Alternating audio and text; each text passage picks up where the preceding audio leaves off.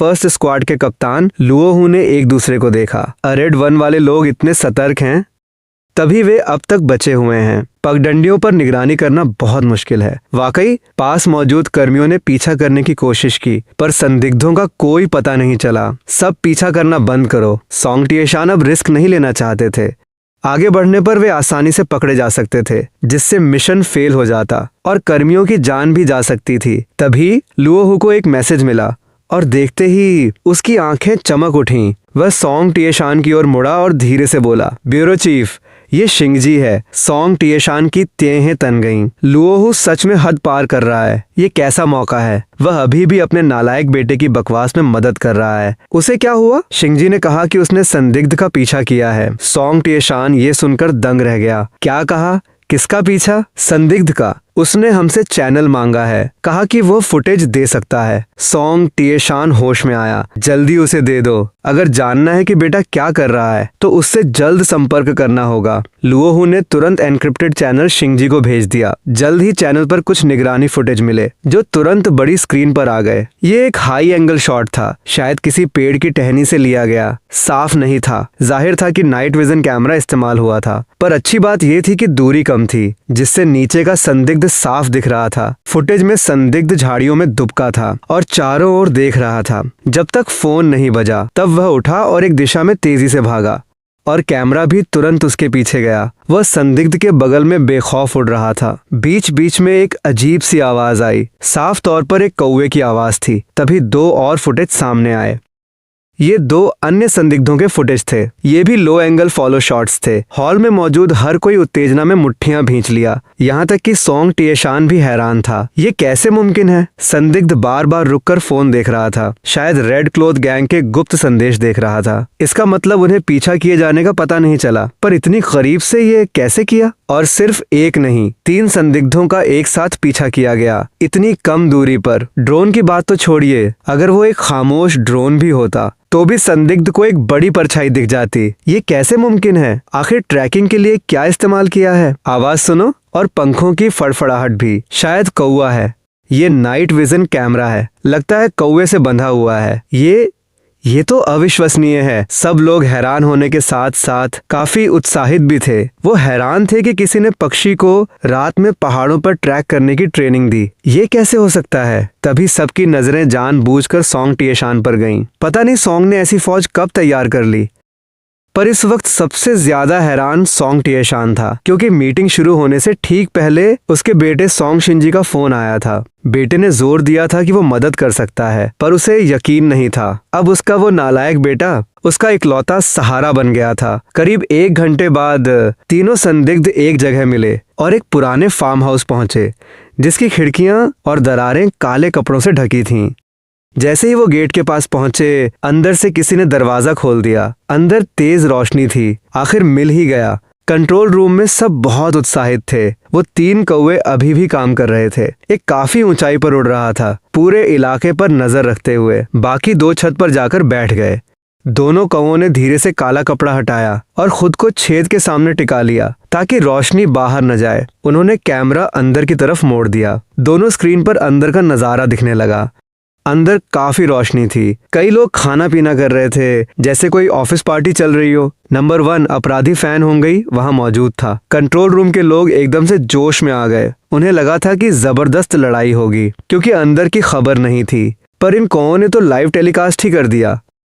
ये तो बिल्कुल ओपन बुक एग्जाम जैसा है। तभी एक ऑपरेटर अचानक जोर से चिल्लाया, भेजो उसे। नहीं, कोई है वहां। उसकी आवाज से सबकी धड़कनें तेज हो गईं। स्क्रीन की तरफ देखा। बाहर उस कौवे की नजर में फैक्ट्री से 300 मीटर दूर एक छोटी छत पर एक आदमी खड़ा था, हाथ में पकड़े हुए टैबलेट जैसा कुछ था।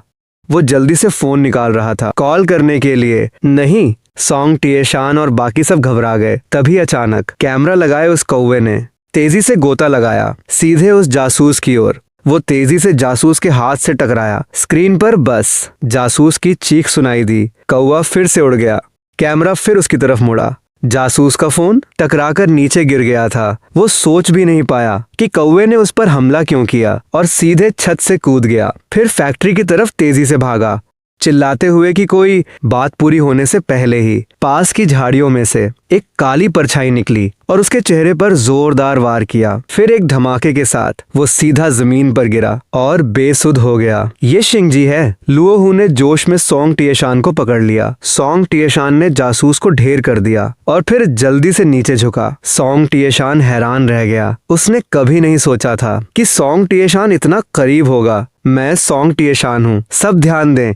जासूस को संभाल लिया गया है। फैक्ट्री की 7 बजे की दिशा में अपने लोग हैं, पहचान कर चलें। सब लोग फैक्ट्री पर हमला करें। मेन गेट के पीछे 11 बजे की दिशा, वहाँ फायर पावर बढ़ाओ और कंट्रोल करो। विरोध करने वालों को मौके पर ही मार दो। लाल कपड़ों वालों को जिंदा पकड़ने की कोशिश करो। सोंग टिएशान की साफ कमांड के बाद ऑपरेशन टीम तेजी से फैक्ट्री के बाहर पहुंच गई।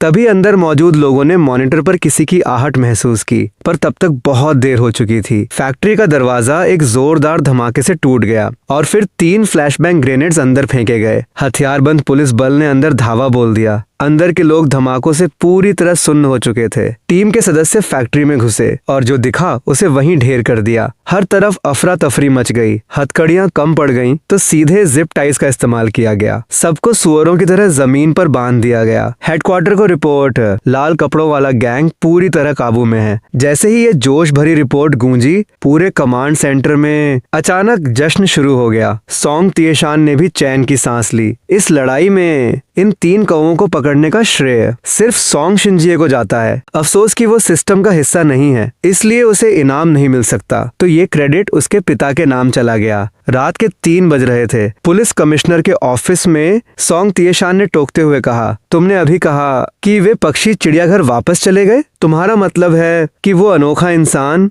काओ चैंग पूरे समय चिड़ियाघर में ही था। आज के ऑपरेशन में वो बाहर आया ही नहीं। सोंग शिनजिए ने सिर हिलाया। हाँ, सोंग टिएशान और लुओहू एक दूसरे का चेहरा देखने लगे। वे पूरी तरह दंग रह गए थे। सोचिए, पक्षियों को कंट्रोल करना और इतनी सटीकता से परफेक्ट ट्रैकिंग और जासूसी करना, ये वाकई चमत्कार जैसा है। कई मील दूर 3 कौवों ने ये सब कर दिखाया। ये तो नामुमकिन सा है। बिल्कुल, कौवों के पास मॉनिटर के अलावा एक छोटा रेडियो भी था। उस शख्स ने आवाज से निर्देश दिए थे। सोंग टिएशान ने लुओहू को देखा और गहराई से कहा, ऐसे माहिर इंसान को कैसे छोड़ सकते हैं? क्या हमें उनसे मिलना चाहिए? लुओहू और बाकी सब सोंग की बात समझ गए। ऐसा हुनरमंद पुलिस विभाग के लिए एक बड़ा तुरुप होगा। उन्हें इस पर ध्यान देना होगा या उन्हें प्रोटेक्ट करना होगा, क्योंकि किसी बड़े केस में शायद उनकी मदद की जरूरत पड़े। हाँ, मिलना तो बनता है। अगली सुबह मैं लुओजिन और उसकी बेटी के साथ नाश्ता कर रहा था। तभी खिड़की पर तोते ने चिल्लाकर कहा, मेहमान आए हैं। मेहमान आए हैं। मैंने उन्हें नाश्ता करने दिया और खुद जू के गेट पर गया। बाहर सोंग शिनजी और एक अनजान आदमी थे। मैंने मुस्कुराकर सोंग को ग्रीट किया, officer Song, good morning. Song Shinji की आंखें फड़कने लगीं। उसने लुओहू से झूठ बोला था कि वो पुलिस में है, बस ये कहा था कि वो मेरा दोस्त है। और सच में पीछे खड़े लुओहू एकदम हैरान रह गए। Officer song? मैं भी ये सुनकर चकरा गया। ये देख सोंग तुरंत बोला, सुनो भाई काओ, कल का काम बहुत अच्छे से हुआ। हमने मिलकर एक बड़ा केस सुलझा लिया, पर मुझे अपनी एक गलती माननी होगी। मैं असल में पुलिस वाला नहीं हूँ। कल मैंने आपसे झूठ बोला था। सोंग शिनजी झेंपते हुए हाथ मलने लगा। मैं दंग रह गया। भाई काओ, भले ही मैंने झूठ बोला, पर यह बात सच है। ये यूनहाई पुलिस की 1st यूनिट के कैप्टन हैं। अंकल लुओहू मेरे पिता के खास आदमी हैं। मैं चौंक गया। लुओहू के व्यक्तित्व में वाकई एक सख्ती थी। वो सिर्फ फोर्स के लीडर ही नहीं बल्कि फौज में भी रह चुके थे। मैंने चिढ़कर सोंग शिनजी की ओर देखा। तुम्हारे पिता? सोंग शिनजी धीरे से फुसफुसाया, यूनहाई सिटी के लॉ एनफोर्समेंट चीफ। मैंने बेबसी में सांस खींची। अबे यार, अगली बार क्या पूरी बात एक बार में नहीं कह सकते? मेरी हालत अजीब हो गई, जैसे मैं कोई चापलूस हूँ। छोटे मालिक, अंदर आइए। सोंग शिनजी मुस्कुरा रहा था। सॉरी, अब दोबारा नहीं होगा। लुओहू मुझे गौर से देख रहे थे। उन्हें मेरी हिम्मत पसंद आई। फिर हम ग्राउंड फ्लोर के हॉल में आधे घंटे तक बात करते रहे। बात इस मिशन के बारे में थी और मेरे इनाम के बारे में। भविष्य में मैं उनकी मदद करूं। मैंने तुरंत हाँ कर दी। बिल्कुल, आखिर मैं एक जोशीला नौजवान हूं। उनके जाने के बाद मैंने 5 बजे तक लाइव स्ट्रीम किया। सिर्फ 38 प्रेस्टीज पॉइंट्स मिले। मैं थोड़ा निराश था। इन 2 दिनों में लाइव व्यूअर्स हर दिन बढ़ते जा रहे थे। एक बार तो 1.6 लाख तक पहुंच गए। गिफ्ट्स की तो बारिश हो रही थी, पर प्रेस्टीज पॉइंट्स धीरे मिल रहे थे। शायद उन्हें पता चल गया है कि चेंगान जू मौजूद है, इसलिए पॉइंट्स मिलना कम हो गए। शायद जब जू खुल जाएगा और लोग वहां घूमने आएंगे तो नए अनुभव से पॉइंट्स फिर मिलेंगे। पर सबसे पहले पैसे कमाने होंगे, वरना जू कैसे खुलेगा। फोन रखकर मैंने बाहर देखा। करीब 200 बत्तखें पेड़ों पर जमी हुई थीं। कुरोकावा खिड़की पर एक गार्ड की तरह तैनात था। बाहर के सारे कौवे कुरोकावा को अपना राजा मानते थे। कल सुबह जब कुरोकावा कौवों के साथ लौटा, मैंने आखिरी किरिन और शोरिन गोलियां पानी में मिला दी और उन्हें खिला दी। भले ही वे कुरोकावा या वैंसी जितने स्मार्ट न हों, पर उनकी बुद्धि बढ़ गई थी। अब वे कुरोकावा की हर बात मानते थे। साथ ही वे इन गोलियों के आदी हो गए। इन गोलियों को पाने की चाह में मारने पर भी वे नहीं जाते थे। तभी अचानक मुझे एक बात सूझी। मैं लाइव स्ट्रीम के दर्शकों को चिड़ियाघर में कौवे देखने बुला सकता हूँ। मेरे कौवों के फनी वीडियोस बढ़ते जा रहे थे और इन कौवों का क्रेज भी बढ़ रहा था।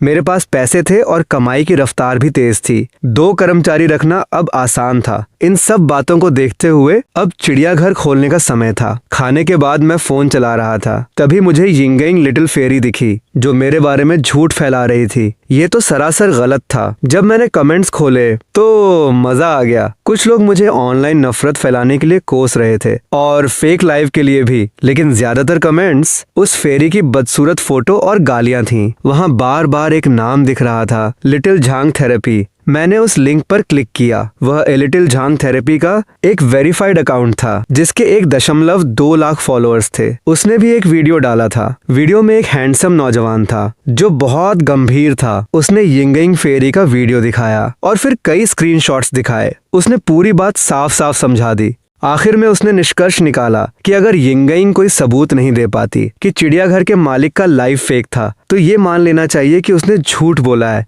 बशर्ते मालिक कानूनी कार्रवाई करे। उस वीडियो पर 1.65 लाख लाइक्स आ चुके थे। कमेंट्स में यिंगयिंग की बदसूरत फोटो और गालियां भरी थीं। मुझे जो दिलचस्प लगा वो ये है कि इस शाओ झांग का मकसद इन नीच लोगों को कोसना है, पर वो सीधे तौर पर नहीं कोसता, क्योंकि उससे ऑनलाइन ट्रोलिंग का शक हो सकता है। उसने कानून की चर्चा का बहाना बनाकर खुद को ढका है। एक वेरीफाइड अकाउंट है और वो सिर्फ पब्लिक वीडियो और स्क्रीनशॉट यूज करता है। सब कानूनी है। कानून सिखाने के तरीके से इन नीच लोगों की बुराई को साफ तौर पर दिखा देता है ताकि असर ज्यादा हो। मेरा मन है कि मैं इस लड़के को इनाम दूं। अकाउंट की लोकेशन तो यूनहाई ही है, Yunhai university of political science and law. मैंने तुरंत मैसेज खोला और उसे 500 का रेड एनवेलप भेजा। साथ में एक मैसेज, भाई मैं चेंगान चिड़ियाघर का मालिक काओ चेंग हूँ, क्या तुम समय निकाल कर चिड़ियाघर आओगे? कुछ सलाह चाहिए। अगली सुबह जल्दी चेंगान चिड़ियाघर में सोंग शिंगजी आया। उसने हाथ हिलाकर पूछा, कैसा है, कोई मदद चाहिए क्या?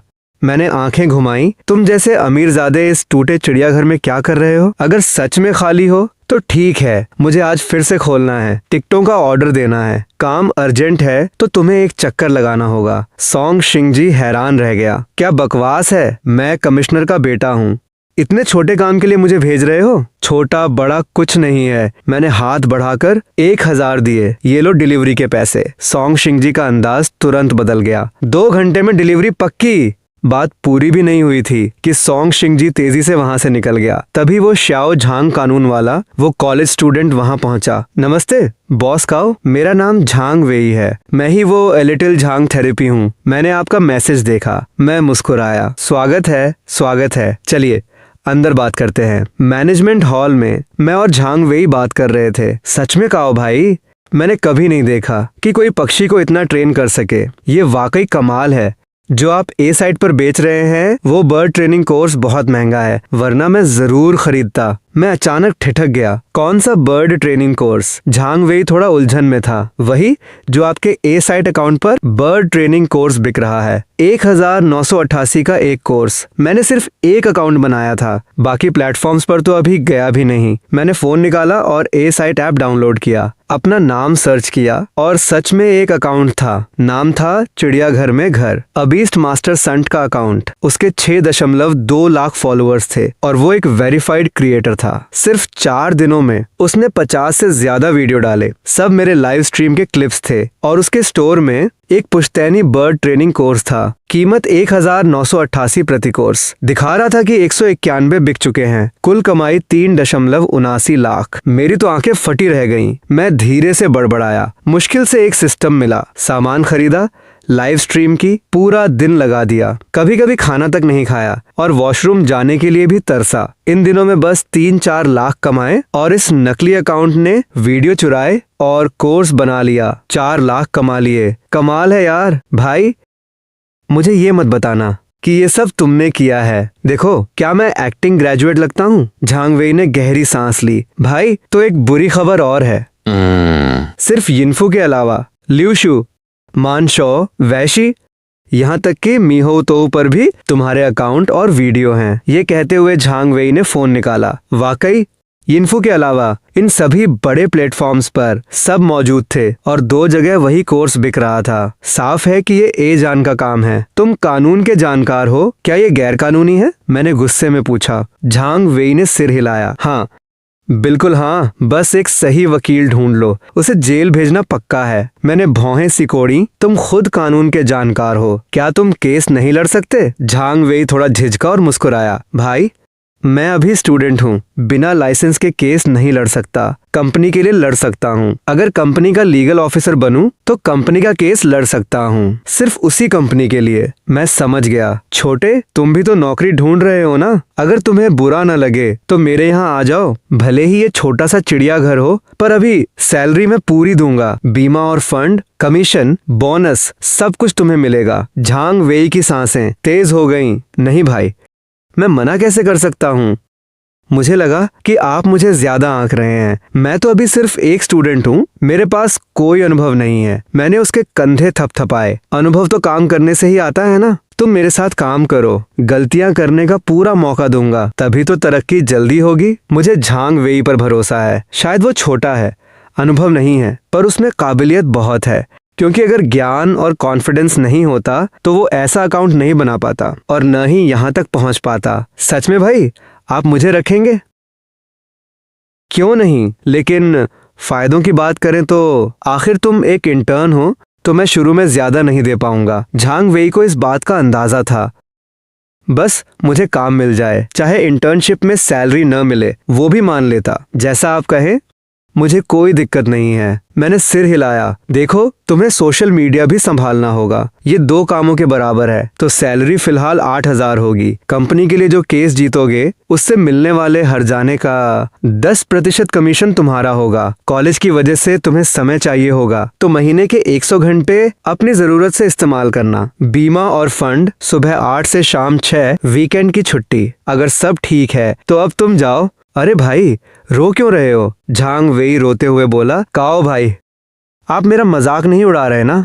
मैं सच में आपके साथ काम करना चाहता हूँ। प्लीज ऐसा मत कीजिए। जो सैलरी मैंने बताई वो सुनकर उसे यकीन नहीं हो रहा था। आखिरकार जो मैं दे रहा था वो बहुत ज्यादा था, बिल्कुल अविश्वसनीय। मुझे हंसी भी आ रही थी और तरस भी। मैं वाकई झांग वेई को थोड़ा छेड़ना चाहता था। मैं कैसे नहीं जानता था कि जो सैलरी मैं दे रहा हूँ वो फ्रेशर्स और इंटर्न्स की मार्केट वैल्यू से कहीं ज्यादा है। मैं बस हल्के अंदाज में बात कर रहा था ताकि इस लड़के को ये थोड़ा सपना लगे। क्या मैं ऐसा फालतू मजाक करने वाला इंसान हूँ? जुबान दी है तो मैं कहूँगा। मैंने उसे दृढ़ता से देखा। उसने मेरी आंखों में देखा और उसकी सिसकियां धीरे धीरे रुक गईं। भाई, तो आप मजाक नहीं कर रहे? फिर तो ये वाकई बहुत ज्यादा है। बाकी सब छोड़िए, सिर्फ ए स्टेशन वाले माइक के केस से ही मैं कम से कम सामने वाले से सारी अवैध कमाई वापस करवा सकता हूँ। कम से कम 4 लाख से शुरू, तो वो 40,000 हुए। और ये तो सिर्फ एक केस है। सारे प्लेटफॉर्म्स के अकाउंट्स पर केस करूं तो लाखों की सैलरी तो पक्की है। मैंने उंगली हिलाते हुए कहा, कम या ज्यादा ये तुम्हारी काबिलियत पर है। अब झांग वेई को पूरा यकीन हो गया था। उसने अजीब तरीके से झुककर सलाम किया। काओ भाई,